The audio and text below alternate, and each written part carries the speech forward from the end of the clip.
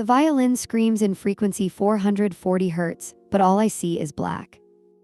I adjust the equalizer on my mixing board, watching the sound waves dance across my monitor in sterile green lines. The recording studio buzzes with the usual chaos of a Thursday afternoon in Beijing, musicians arguing over tempo, producers chain-smoking by the window, and me, Lin Xiaoya, sitting in my sound booth like a ghost at her own funeral. "Xiaoya, can you boost the strings in measure 43? Director Wang's voice crackles through my headphones. I nod, though he can't see me through the soundproof glass. My fingers find the right faders without looking, 5 years of muscle memory guiding me through a world that used to explode with color, but now exists only in frequencies and decibel levels. Once upon a time, music painted my world. Violins bloomed in shades of amber and gold, cellos rumbled in deep purples, and piano keys scattered like silver raindrops across my vision. Synesthesia, the doctors called it, the rare neurological gift that let me see sound as color. I was 7 when a car accident stole it away, along with my parents and my ability to dream in anything but black and white. Now I'm 22, and I've built a successful career as a sound engineer precisely because I can't be distracted by the beauty of music anymore. I hear everything technically: pitch, tone, resonance, without the emotional interference of color bleeding through my consciousness. It's practical, it's safe. It's exactly what I tell myself every morning when I wake up in my sterile apartment overlooking the concrete maze of Beijing's Third Ring Road. "That's perfect," Wang says as I fine-tune the mix. "Pack it up, everyone, we're done for today." The musicians begin filing out, chattering about dinner plans and weekend gigs. I save the session files and power down my equipment, following my usual routine of checking every cable twice and organizing my workspace for tomorrow. The studio empties around me until only the hum of fluorescent lights keeps me company. I'm reaching for my jacket when I hear it. A guitar floating up from the street 5 stories below. But this isn't just any guitar, this is music that makes my chest tight and my breath catch, melody lines that twist through the air like they're searching for something lost. And for just a moment, just one impossible moment, I swear I see a flash of blue. My hands freeze on my jacket zipper. That's impossible. I haven't seen colors in music for 15 years. The doctors were very clear that the neural pathways damaged in my accident couldn't regenerate. I must be tired, maybe stressed from the long week. But the guitar keeps playing, and there it is again, not quite blue, not quite purple, but something in between that makes my heart race with a mixture of hope and terror. I abandon my jacket and rush to the window, pressing my face against the cold glass. 6 floors down, I can make out a figure sitting on the steps of the old music conservatory across the street. Even from this distance, I can see the gentle movement of his hands across the strings, the way his head tilts slightly as he listens to each note. The song builds to a crescendo, and suddenly my vision floods with color, not the overwhelming rainbow that used to accompany every sound, but something subtle and beautiful, like watercolors bleeding across wet paper. Blues and purples and something that might be silver, all dancing in harmony with the melody. Then the song ends, and the colors vanish like they were never there. I stand at the window for 10 minutes, waiting for him to play again, but he packs up his guitar and disappears into the evening crowd. The street returns to its usual symphony of car horns and construction noise, and my world settles back into its familiar grayscale. I'm probably imagining things, stress-induced hallucinations maybe, that's what any rational person would conclude.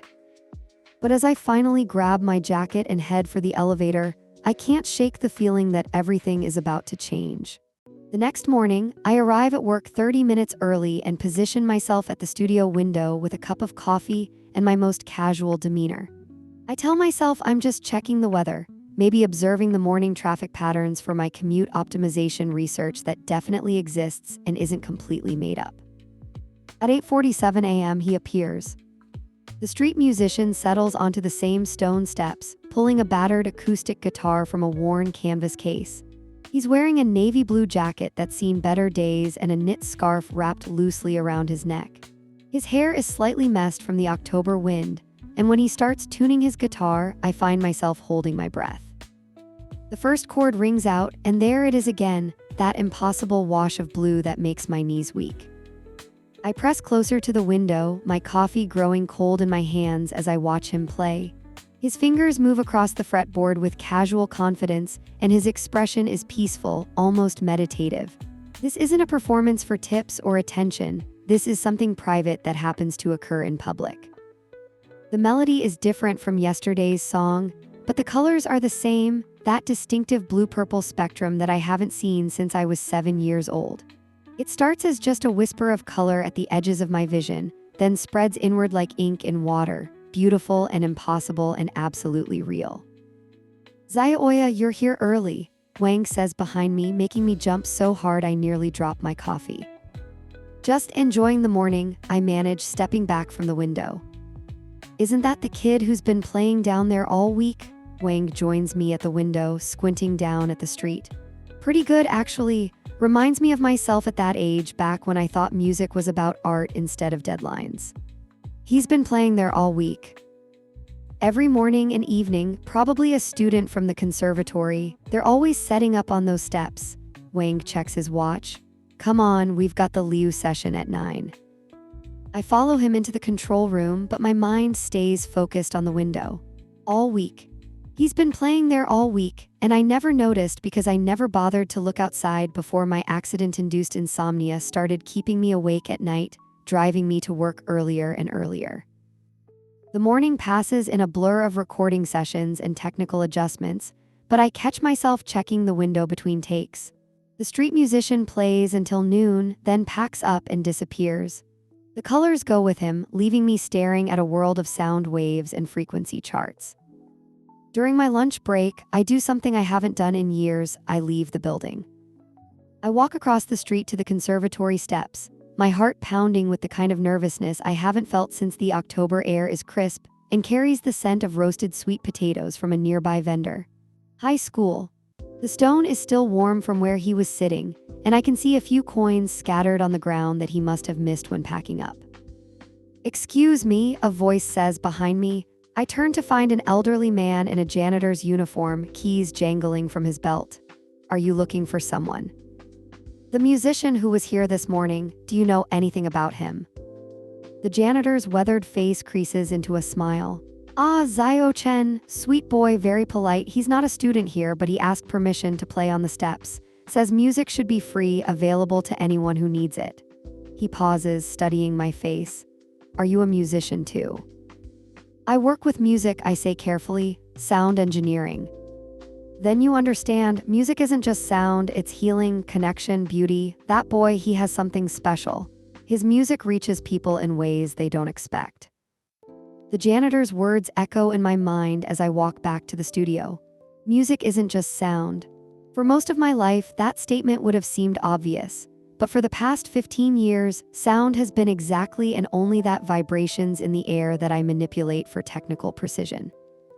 But yesterday and this morning, for just a few moments, music became something more again. That evening, I linger at the studio window until I see him return. He sets up his guitar with the same careful ritual, adjusting the strap and testing each string. When he starts playing, the colors bloom again, softer this time, like a watercolor painting left in gentle sunlight. I find myself humming along, something I haven't done since childhood. The melody is hauntingly beautiful, with a melancholy undertone that makes my chest ache in the best possible way. It's the kind of song that makes you remember things you thought you'd forgotten. The way rain sounded on the roof of my childhood home, the particular shade of green my mother's eyes turned when she laughed. When the song ends, I make a decision that terrifies and exhilarates me in equal measure. Tomorrow, I'm going to talk to him. I spend the entire night planning what I'll say. By morning, I've rehearsed 17 different conversation starters, analyzed 12 possible responses to each, and consumed enough coffee to power a small recording studio. At 8:45 a.m., I'm stationed across the street with a takeaway coffee for him and what I hope looks like casual confidence. When he appears and begins setting up, my carefully rehearsed opening lines evaporate like morning mist. He starts playing, and the colors wash over me again, that impossible blue-purple spectrum that makes my heart race. I stand there for 3 full songs, frozen between approaching and retreating, until he notices me watching. Our eyes meet across the distance, and he raises his hand in a friendly wave. The simple gesture breaks through my paralysis, and I find myself crossing the street with determined steps and absolutely no plan. Hi, I say when I reach the steps, holding out the coffee like a peace offering. I work across the street and I've been listening to your music. It's beautiful. Thank you, he says, accepting the coffee with a genuine smile that transforms his entire face. I'm Chen Weiming. Lin Oya, I'm a sound engineer at the recording studio. I gesture toward my building, then immediately feel stupid for pointing out something so obvious. A sound engineer, he repeats, and there's something in his voice, not quite surprise, but a kind of recognition. That must be fascinating work. You get to shape how music reaches people's ears. Something like that. I settle onto the step beside him, maintaining what I hope is appropriate personal space. What about you? Are you a student at the conservatory? No, I just play. He strums a soft chord and I catch a hint of that blue color in my peripheral vision. Music is my way of connecting with the world. I believe it should be shared freely, not locked away in concert halls where only some people can access it. There's a passion in his voice that makes me curious. What kind of music do you usually play? All kinds, whatever feels right for the moment. He adjusts his guitar and plays a few measures of something light and jazzy. The colors shift from blue to a soft lavender, and I have to grip the stone step to keep from gasping. Music is like language, it changes depending on what you're trying to say. I've never thought of it that way, I admit, though the truth is I used to think of music in exactly those terms, back when I could see every conversation it was having with my eyes. What drew you to sound engineering? The question catches me off guard, probably because it's been so long since anyone asked about my motivations rather than my technical skills. I have a good ear for detail. I can hear things in recordings that other people miss. It's not a lie exactly, but it's not the whole truth either. I became a sound engineer because after losing my synesthesia, technical precision was the only way I could still participate in the world of music without feeling like I was missing something essential. That's a valuable gift, Weiming says, and something in his tone suggests he understands more than I'm telling him.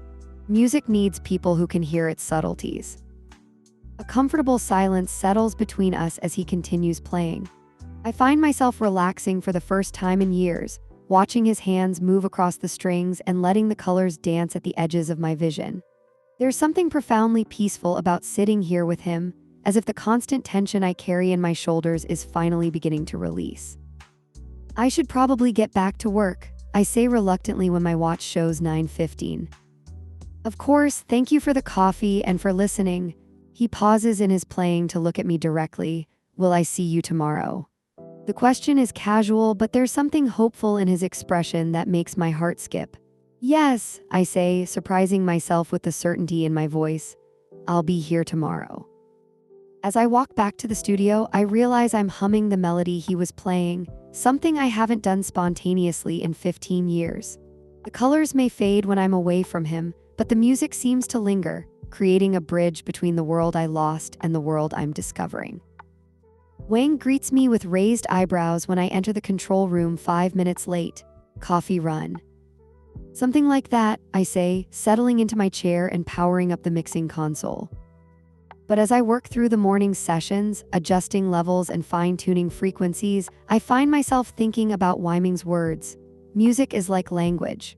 For the first time in years, I'm curious about what music might be trying to tell me. That evening, I position myself at the window again, but instead of just watching, I open the studio's acoustic panels so I can hear his music more clearly. The combination of seeing the colors and hearing the full richness of his sound is overwhelming in the most wonderful way. He plays for nearly an hour, and I listen to every note while color blooms and fades in my vision like a visual symphony. When he finally packs up his guitar, I feel a sense of loss that surprises me with its intensity. Tomorrow can't come soon enough. Our morning meetings become routine over the next week. I bring coffee, he prefers it black with 1 sugar, and he plays while we talk about everything and nothing. I learn that he grew up in a small city outside Beijing, that he studied philosophy before deciding music was his true calling, and that he has a way of listening that makes me feel like every word I say matters. More importantly, the colors are getting stronger. What started as brief flashes of blue and purple has expanded into a subtle but consistent palette that accompanies his playing. I don't tell him about the synesthesia. How do you explain to someone that their music literally paints your world without sounding like you're either lying or having a mental breakdown?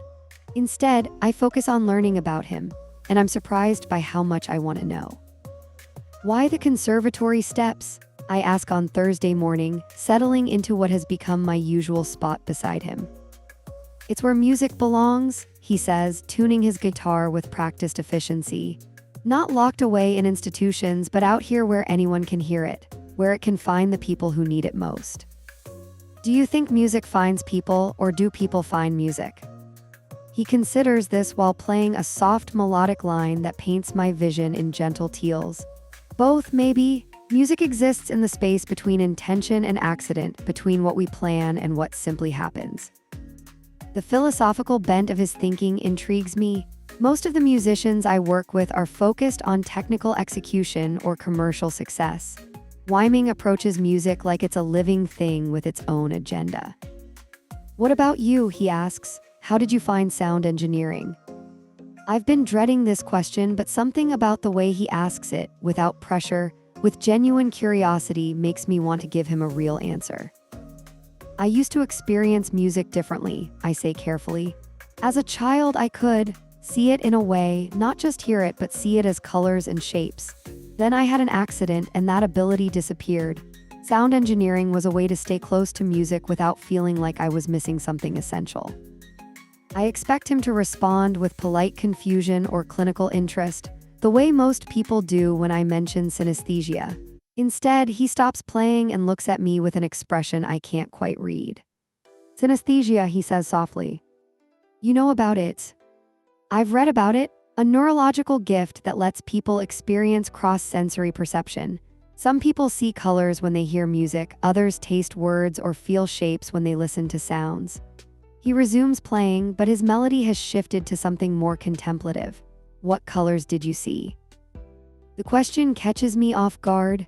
No one has ever asked me about the specific colors, as if the details of my lost experience might actually matter.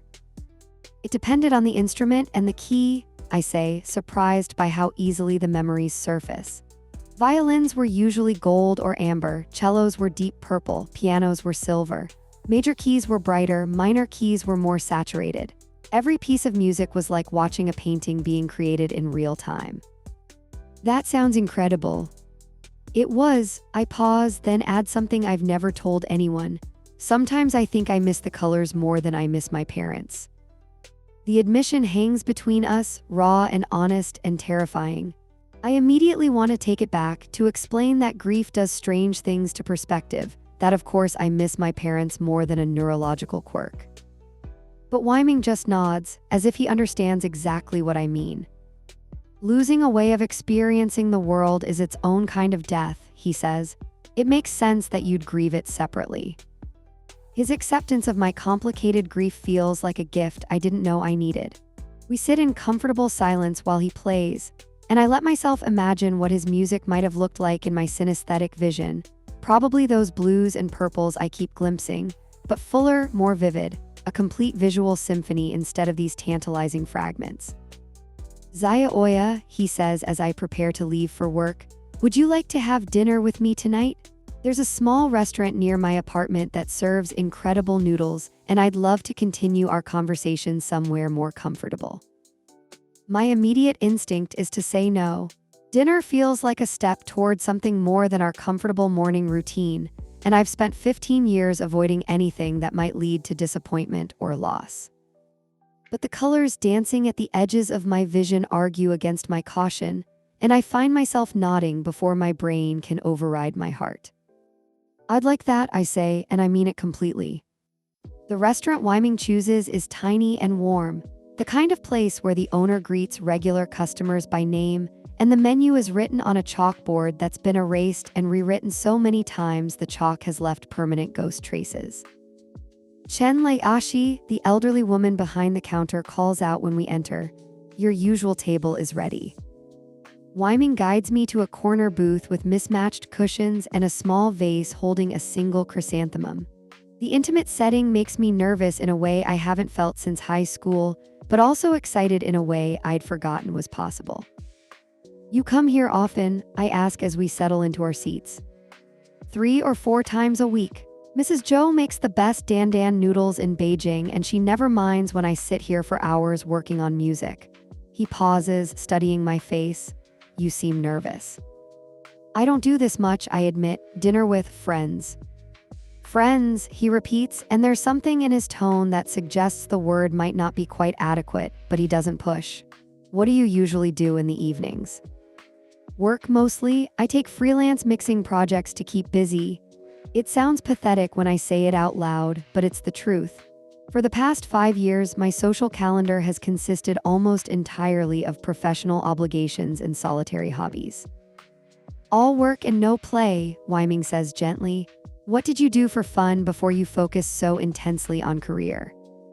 The question requires me to think back further than I usually allow myself to go. "I used to paint," I say slowly. "Watercolors mostly, abstract pieces inspired by the music I was hearing. My synesthesia made me see compositions as complete visual experiences, and I wanted to capture that somehow." "Do you still have any of those paintings?" "No, I got rid of them after the accident." The memory still stings 13-year-old me, angry and grieving, shoving canvas after canvas into garbage bags while my aunt tried to intervene. I thought if I couldn't see music anymore, there was no point in keeping visual reminders of what I'd lost. Mrs. Zhou arrives with steaming bowls of noodles, interrupting what was becoming an unexpectedly heavy conversation. The food is incredible, rich, spicy, with a complexity of flavors that reminds me why eating should be about pleasure and not just fuel. "These are amazing," I say, savoring the perfect balance of sesame and chili. Mrs. Zhou has been perfecting this recipe for 30 years. She says cooking is like music. It's about finding the right harmony between different elements. Wyman twirls noodles around his chopsticks with practiced ease. "Speaking of music, I want to ask you something, but I don't want you to feel pressured to answer." My stomach tightens with anticipation. "What is it?" "This morning, when I was playing, you had a very specific expression on your face, like you were seeing something I couldn't see." He pauses, choosing his words carefully. "I'm wondering if your synesthesia might not be as completely gone as you think it is." The observation hits me like a physical blow. I set down my chopsticks and stare at him, trying to figure out how he could have noticed something I've been trying to hide even from myself. "What makes you say that?" "The way you listen. It's not just technical analysis, there's something more engaged, more visual in your attention.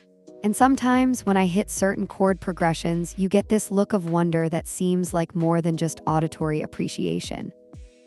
I consider lying, deflecting, changing the subject. But something about the way he's looking at me, curious rather than clinical, hopeful rather than pitying, makes me want to tell the truth. "I've been seeing colors when you play," I say quietly. "Just hints of them, like watercolors bleeding at the edges of paper. Blues and purples mostly. It's nothing like what I used to experience, but it's something." Wyman sets down his own chopsticks and leans forward slightly. "How long has this been happening?" "Since the first day I heard you play. That's why I started coming down to listen. I couldn't figure out if I was imagining it or if something was actually changing." "And you're sure it only happens with my music?" I nod. "I've tested it. Other instruments, other musicians, recordings, nothing, just you, just when you're playing live." A slow smile spreads across his face, and I realize I've never seen him look quite so delighted. "Zayaoya, do you know what this means?" "That I'm having stress-induced hallucinations." He laughs, a sound that would probably translate to warm gold if I could see it properly. "It means your synesthesia isn't gone. It's dormant, maybe, or selective, but it's still there. Something about my music is reactivating neural pathways that have been quiet for 15 years. The possibility both thrills and terrifies me.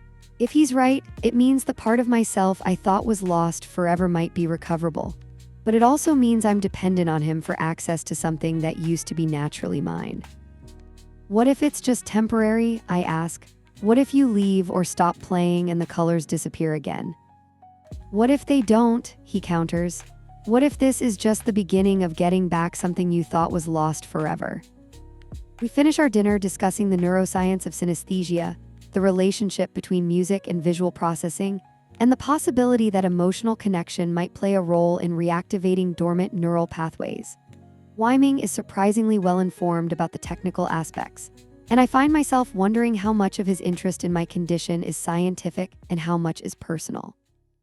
When he walks me to the subway station, the evening air carries the sound of distant traffic and the scent of street food. I feel more awake than I have in years, buzzing with possibility and terrified by hope. Thank you for telling me about the colors, he says as we reach the entrance to the station. I know that couldn't have been easy. Thank you for not thinking I was crazy. Zayaoya, he says, and the way he says my name makes my heart skip. Would you be interested in an experiment? What kind of experiment? I ask, though something in his expression tells me I'm going to say yes regardless of what he proposes. I want to try playing different types of music for you, in a controlled environment where you can really focus on what you're experiencing visually. If your synesthesia is reactivating, we might be able to understand what triggers it and possibly strengthen the connection. The scientific approach appeals to my engineering mind, but there's something deeper drawing me to the idea, the possibility of reclaiming a part of myself I'd mourned as permanently lost. Where would we do this? My apartment has good acoustics and it's quiet. We could try tomorrow evening if you're free. The suggestion feels significant in ways that go beyond the experimental aspect. Visiting his apartment would be crossing a line from friendly acquaintances to something more intimate, and we both seem to understand that. Okay, I say, surprising myself with the decisiveness in my voice. Let's try it. He gives me his address and we agree on 7 p.m. As my subway train pulls away from the station, I catch a glimpse of him through the window, still standing on the platform with his guitar case slung over his shoulder, watching my train disappear into the tunnel. The next day at work passes with excruciating slowness. I catch myself making minor mistakes, adjusting the wrong faders, missing cues, because my mind keeps wandering to the evening ahead. Wang notices my distraction during the afternoon session. You seem different lately, he observes during a break between takes. More present somehow, less like you're just going through the motions. His comment startles me because I hadn't realized the change was visible to others. I've been sleeping better, I say, which is partially true. The insomnia that's plagued me for years has been less severe since I started my morning conversations with Wyming. Well, whatever's causing it, keep it up. Your work has been more intuitive lately, less purely technical. It's good to see. At exactly 7 p.m., I'm standing outside a narrow apartment building in a hutong near the conservatory, holding a bottle of wine and questioning every decision that led me to this moment. The building is old but well-maintained, with traditional architecture that somehow makes the modern apartment numbers look like an afterthought. Wyming answers his door wearing a soft gray sweater and jeans, his hair slightly damp like he's recently showered. His apartment is small but comfortable, with exposed brick walls, wooden floors, and music equipment arranged around a living room that clearly doubles as a studio. This is perfect, I say, taking in the acoustic panels on the walls and the way the furniture is arranged to optimize sound flow. You've basically created a professional recording environment. Music sounds better in spaces designed for it, he says, taking my jacket. Can I get you some tea, wine? We settle on tea, and he prepares it with the same careful attention he brings to tuning his guitar. The domestic intimacy of watching him navigate his kitchen makes me nervous and comfortable in equal measure. So, he says, settling onto the couch beside me with his acoustic guitar, let's start with something simple. I'm going to play a basic chord progression in C major, something bright and straightforward. I want you to close your eyes and tell me everything you experience, no matter how subtle. I close my eyes and focus on his breathing, the slight sounds of his fingers adjusting on the fretboard, the moment before the first chord rings out. When he starts playing, the colors bloom immediately brighter and more defined than I've ever seen them during our morning sessions. Pale gold mixed with silver, like early morning sunlight on water. Gold, I whisper, afraid that speaking too loudly might disturb whatever delicate process is happening in my brain. Pale gold with silver edges, it's moving, flowing from left to right across my vision. Beautiful, now I'm going to shift to a minor key. The colors deepen immediately, the gold darkening to amber while new shades of purple begin threading through the composition. It's like watching someone add different pigments to a painting in real time. Purple now mixed with the amber, darker, more complex. I pause, trying to find words for something that exists beyond language.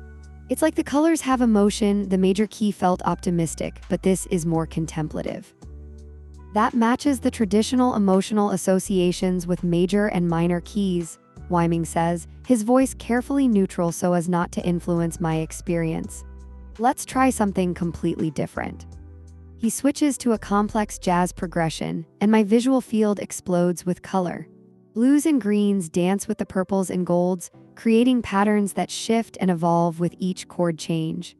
It's overwhelming in the most wonderful way, like being given back a sense I thought was permanently lost. It's incredible, I breathe.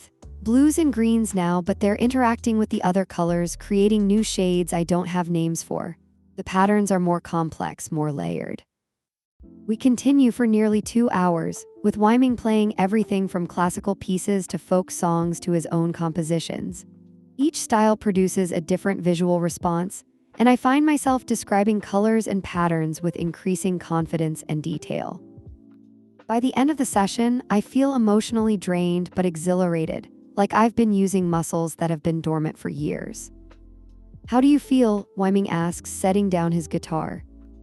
Like I've been given back a piece of my soul, I say honestly, but also confused. Why is this happening now? Why with your music specifically? I have a theory, he says carefully, but I don't want to influence your experience by sharing it too early. Would you be willing to try this again? Maybe a few more sessions over the next couple of weeks. The request feels loaded with implications beyond the experimental. Spending this much focused, intimate time together is bound to change whatever is developing between us, and we both seem to understand that. Yes, I say without hesitation, I want to understand what's happening to me. As he walks me to the subway station again, I realize that for the first time in 15 years, I'm looking forward to experiencing music rather than just analyzing it. The colors may still be fragile and dependent on his presence, but they're real and they're mine, and that feels like the beginning of something extraordinary. Over the next 2 weeks, our evening sessions become the highlight of my days. Wyming approaches each experiment with scientific curiosity and genuine care for my experience, keeping detailed notes about which musical elements trigger the strongest visual responses. We discover that complex harmonies produce the most vivid colors, that his original compositions create patterns I've never seen before, and that my synesthetic responses are getting stronger and more detailed with each session. But we also discover something else. I'm falling in love with him. It happens gradually, in moments between the music. The way he listens when I describe the colors as if every detail matters. The careful attention he pays to my comfort during our experiments. The soft expression on his face when he watches me experience something beautiful. The easy conversation that flows between us during tea breaks, covering everything from philosophy to childhood memories to our dreams for the future. By the end of the second week, the colors are no longer the only reason I look forward to our evenings together. I want to try something different tonight, Wyming says during our 8th session, settling onto the couch with an electric guitar instead of his usual acoustic. Different how?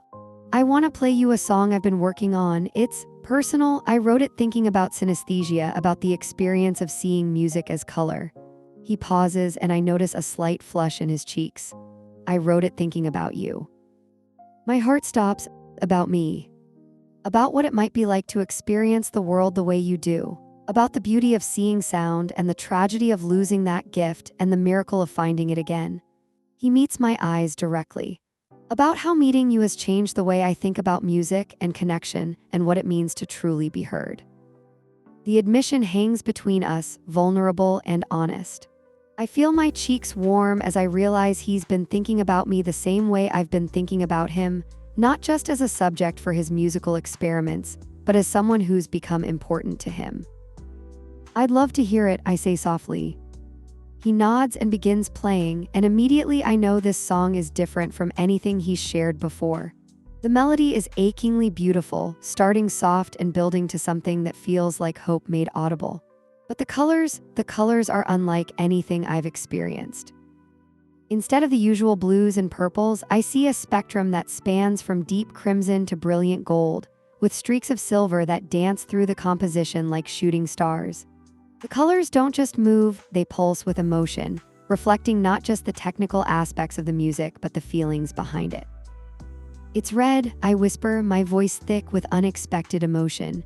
Deep red like sunset, but with gold threading through it. And silver, bright silver that feels like joy or hope, or I trail off, unable to find words for what I'm seeing. Like love, he suggests quietly, still playing.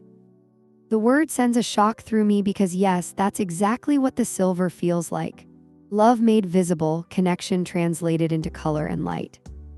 Yes, I breathe, like love. When the song ends, we sit in silence for a moment, both of us aware that something fundamental has shifted between us. The experimental pretense has fallen away completely, leaving us with the truth we've been dancing around for weeks. Zaya Oya, Wyming says, setting down his guitar with careful deliberation, I need to tell you something about these sessions. My stomach clenches with sudden anxiety. What? The synesthesia returning, it's not just about the music.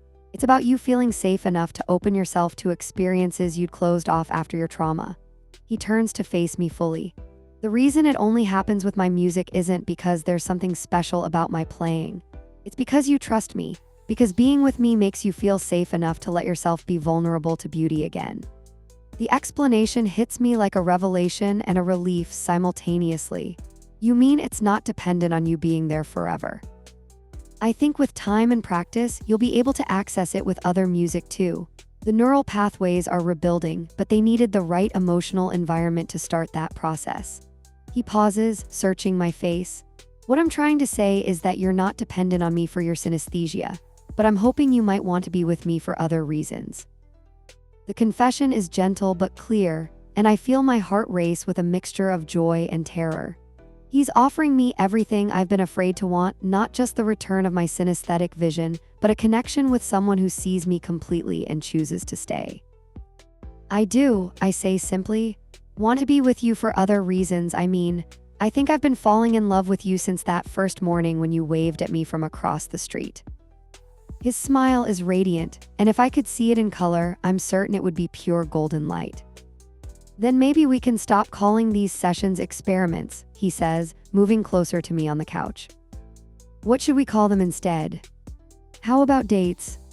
I laugh, feeling lighter than I have in years. I'd like that very much. When he kisses me, soft and careful and perfect, I see colors even with my eyes open. Not the structured patterns of music-induced synesthesia, but something warmer and more chaotic, like fireworks blooming behind my eyelids. The next few weeks pass in a blur of deepening relationship and expanding synesthetic experiences.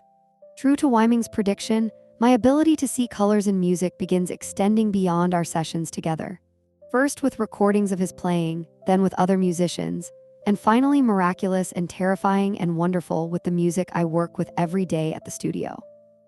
It starts gradually, a hint of gold in the violin section during a Tuesday morning recording session, a flash of purple in the cello during a film score mix. By the end of the month, I'm seeing partial color spectrums in most of the music I encounter, though none as vivid or complete as what I experience with Wyming. Your work has been extraordinary lately, Wang tells me during a break between sessions. I don't know what's changed, but you're mixing with an intuition I haven't seen since the early days when you first started here. It's like you're hearing things the rest of us are missing. He's not wrong. With partial synesthetic vision returning, I can detect subtle harmonic imbalances and tonal inconsistencies that pure technical analysis might miss. I'm mixing with both my ears and my eyes again, and the results speak for themselves. But the real transformation isn't professional, it's personal. I want to show you something, I tell Wyming on a Friday evening as we settle into our usual spots on his couch. Instead of waiting for him to get his guitar, I pull out my phone and open a digital art app I downloaded earlier that week.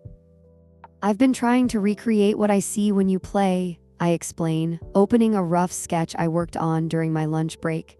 It's not perfect. Digital art doesn't quite capture the fluidity of synesthetic vision, but it's something. The image on my screen is abstract but recognizable to anyone who's seen my descriptions come to life. Flowing blues and purples with streaks of silver and gold, organized in patterns that suggest movement and harmony.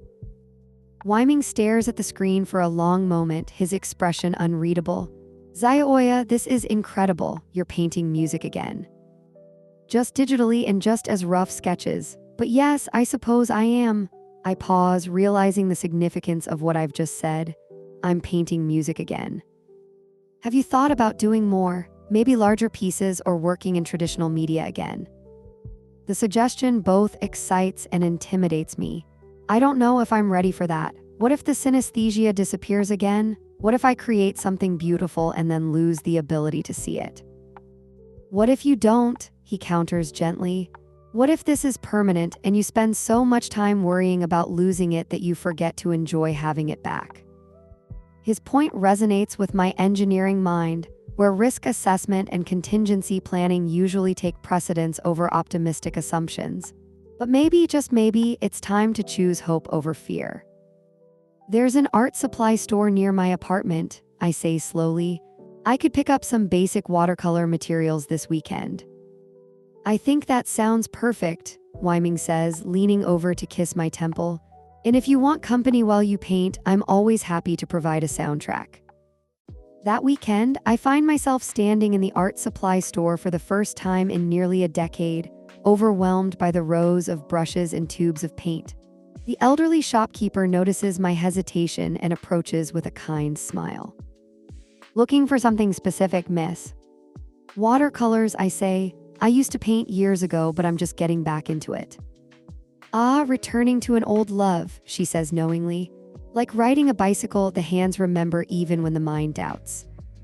She helps me select basic supplies, a small set of professional-grade watercolors, a few different brush sizes, and good quality paper that won't buckle under wet pigment.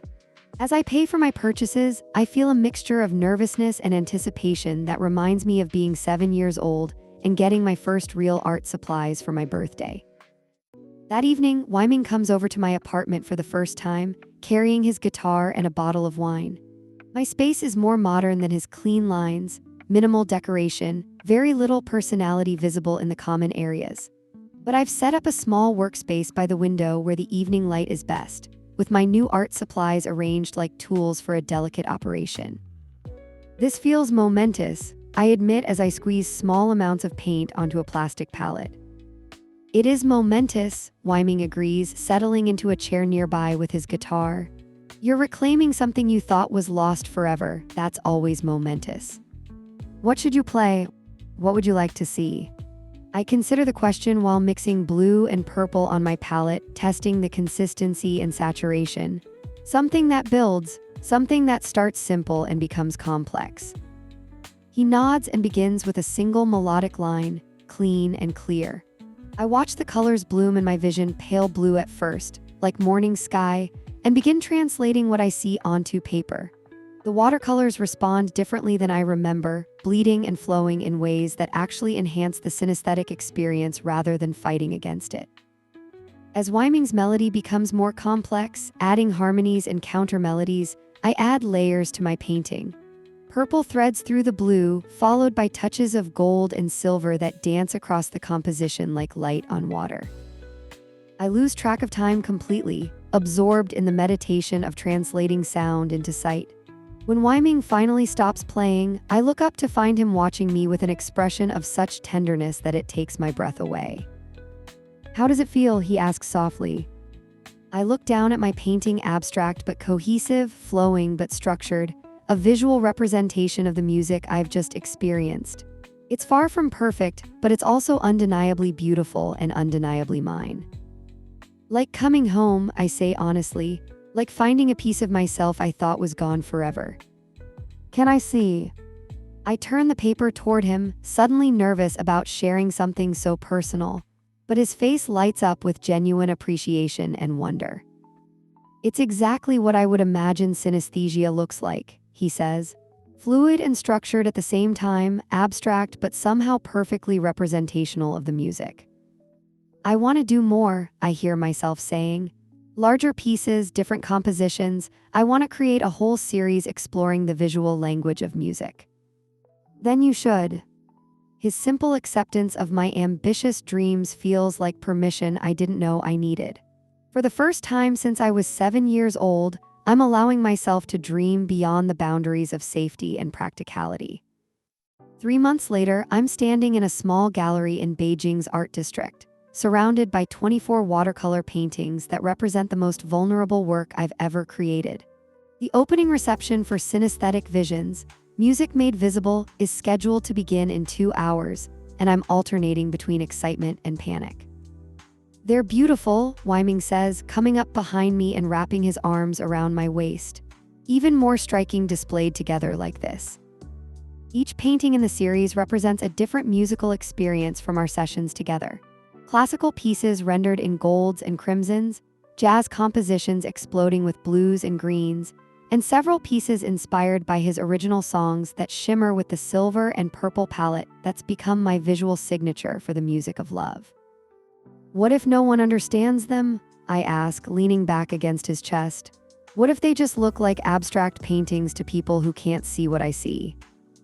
"Then they'll appreciate them as abstract paintings. But I think you're underestimating how much emotion these pieces convey, even without the synesthetic context." The gallery owner, Ms. Chen, approaches us with a clipboard and an encouraging smile. "Zaya, the journalist from Beijing Arts Weekly, is here early for your interview. Are you ready?" I take a deep breath and nod. The interview is part of a larger feature about synesthesia in the arts, and while I'm nervous about discussing my condition so publicly, I'm also excited about the possibility of connecting with other people who might have similar experiences. The journalist, a woman in her 30s with kind eyes and a digital recorder, settles into chairs Ms. Chen has arranged in front of my largest piece, a swirling composition inspired by Wyming's song about synesthesia, rendered in every color I'm capable of seeing. "Can you tell me about your journey back to synesthetic vision?"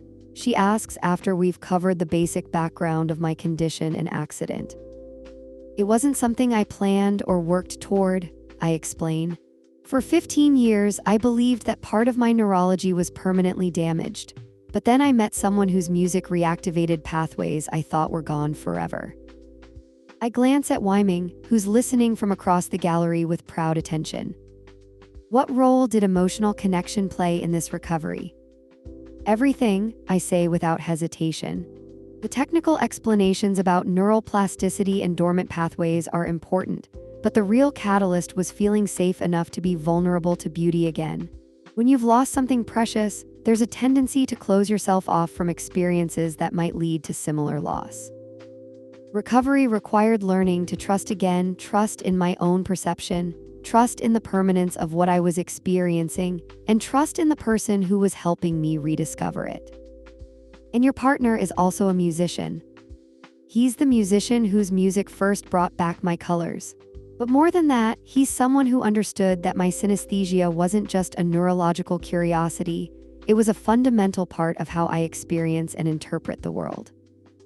The interview continues for another 20 minutes, covering the technical aspects of creating visual art from synesthetic experiences and my plans for future work. By the time we finish, guests are beginning to arrive for the opening reception. I watch people move through the gallery, studying my paintings with expressions ranging from curiosity to deep appreciation.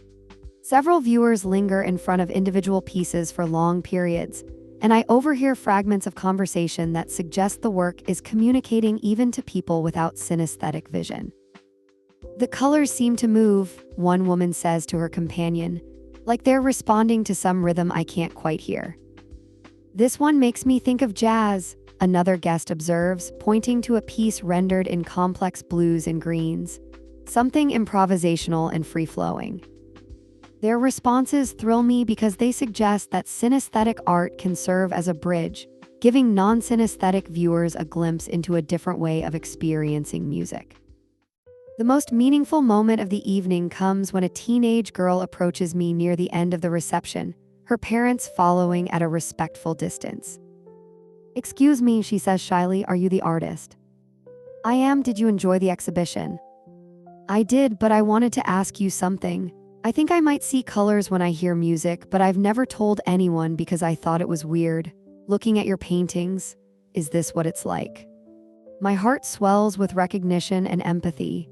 It might be. Everyone's synesthetic experience is unique, but the basic principle of seeing sound as color is the same. Have you always experienced this? Since I was little, my parents thought I was just being imaginative. I look at her parents, who are listening with growing understanding and concern. Synesthesia isn't harmful. In fact, it can be a wonderful gift. There are online communities and resources for people with various forms of synesthesia. Would you like me to give you some information? The girl nods eagerly, and I spend several minutes talking with her and her parents about synesthesia, sharing resources and encouraging them to explore her experiences as a potential asset rather than a curiosity. As the evening winds down and the last guests filter out, I find myself alone in the gallery with Wyming, surrounded by visual representations of our shared musical journey. "How do you feel?" he asks, echoing the question he posed during our first experimental session. "Like I've come full circle," I say, looking around at the paintings that represent not just my recovered synesthetic vision, but my recovered willingness to be vulnerable to beauty and connection. Like I've finally integrated all the different parts of myself: the engineer, the artist, the woman who lost something precious, and the woman who found it again. And the woman who fell in love. I smile, moving closer to him, especially her. 6 months after the gallery opening, Wyming and I are collaborating on our first joint project, a multimedia performance piece that combines live music with real-time visual art. I've developed a technique for creating digital paintings while listening to music, using a tablet and stylus to translate my synesthetic visions into flowing visual compositions that can be projected for audiences. "The technology is ready," I tell him as we test the setup in a small performance venue. "The question is whether we're ready." Our first public performance is scheduled for next week as part of a festival celebrating innovative approaches to traditional art forms. The concept is simple but ambitious. Wyming will perform original compositions while I create live visual art based on my synesthetic responses, with both the music and the painting process projected for the audience. "I think we're as ready as we can be," he says, testing the sound levels on his guitar. "Besides, the beauty of improvisation is that perfection isn't the goal, connection is." We've been practicing together for months, developing a musical and visual language that feels natural to both of us. Wyming has learned to leave space in his compositions for visual development, while I've learned to trust my instincts and let the colors guide my artistic choices without overthinking the technical aspects. "Let's run through the closing piece one more time," I suggest, settling at my digital easel with the tablet and stylus. The closing composition is the most personal piece in our set, a musical interpretation of our entire relationship journey.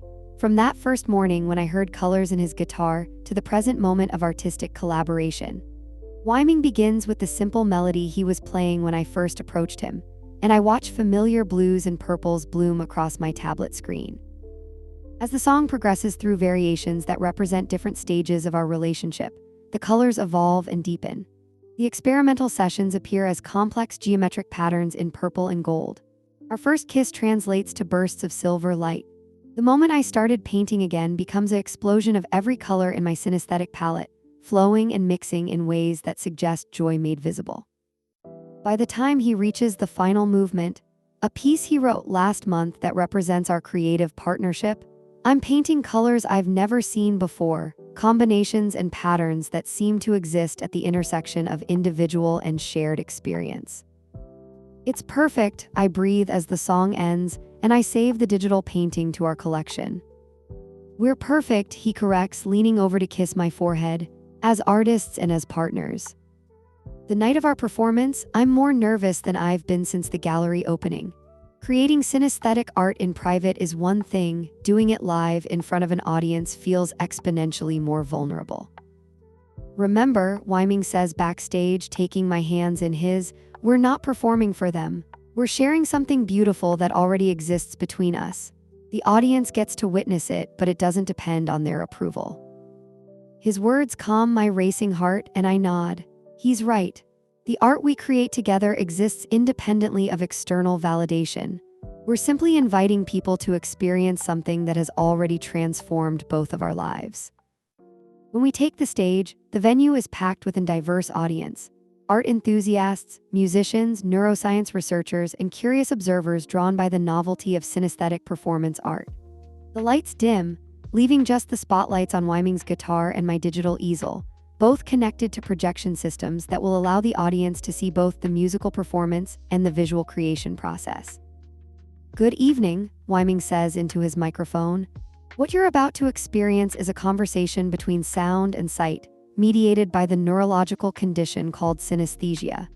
Zayaoya sees colors when she hears music, and tonight, you'll get to see the world through her eyes as we create art together in real time. He begins playing, and I watch the familiar colors bloom across my vision and translate them onto my tablet. But something magical happens that's never occurred during our practice sessions. The awareness that hundreds of people are watching my synesthetic vision unfold seems to intensify the experience rather than diminish it. The colors are more vivid, the patterns more complex, as if the collective attention of the audience is somehow amplifying my neurological response.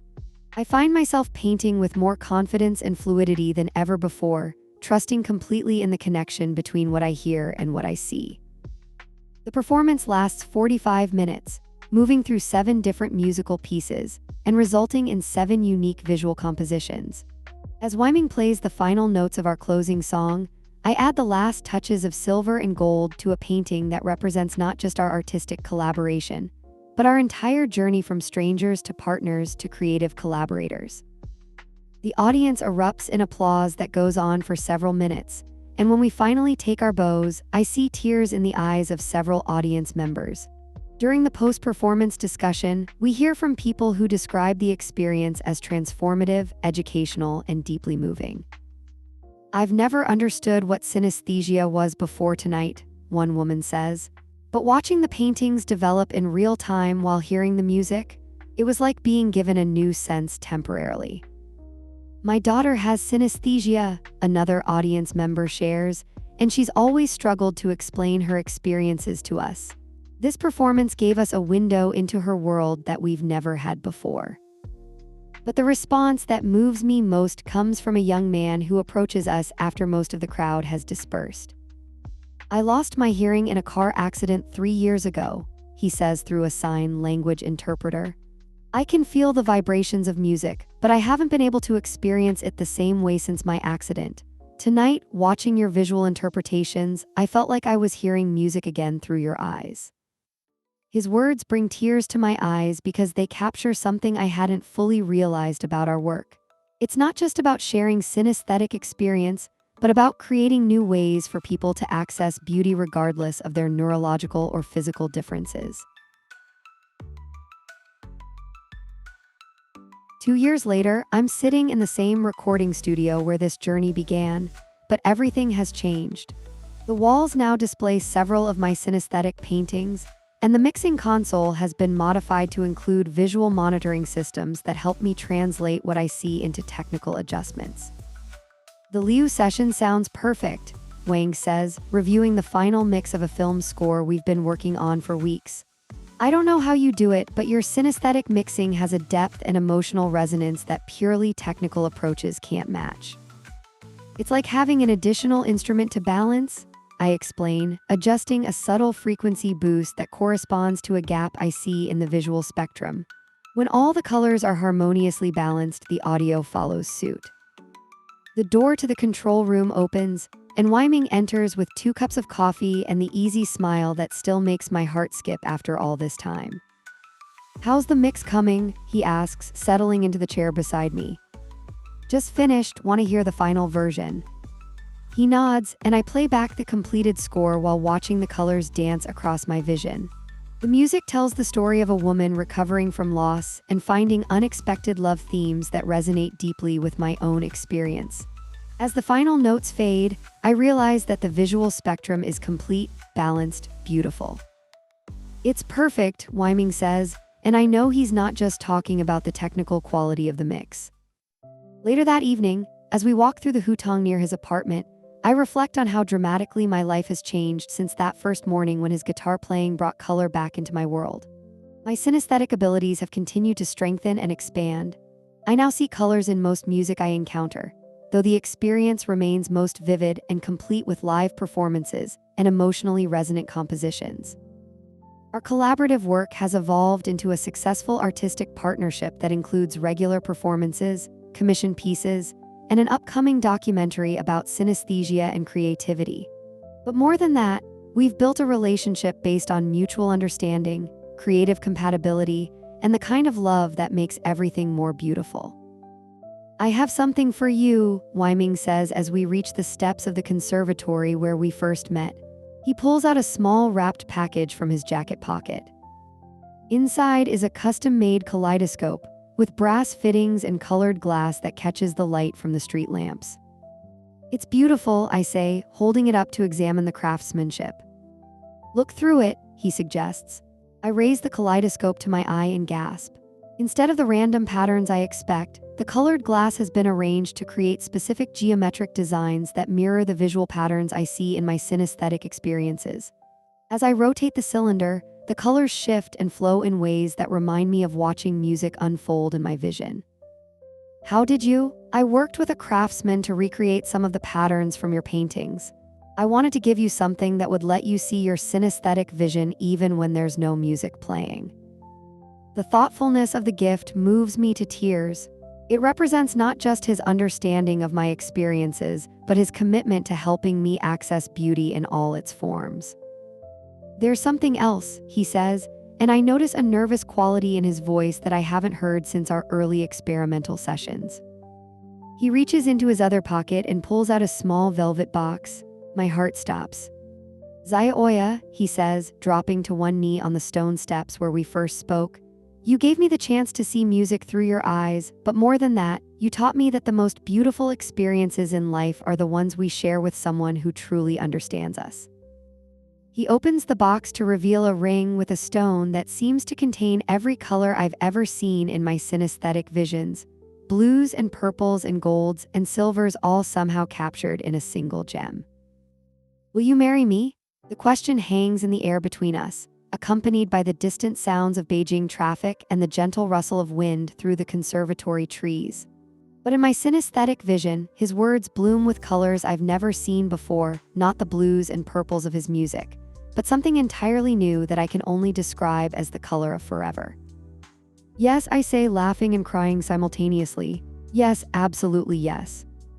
As he slips the ring onto my finger, I realize that this moment represents the completion of a journey I didn't even know I was taking when I first heard his guitar playing 2 years ago.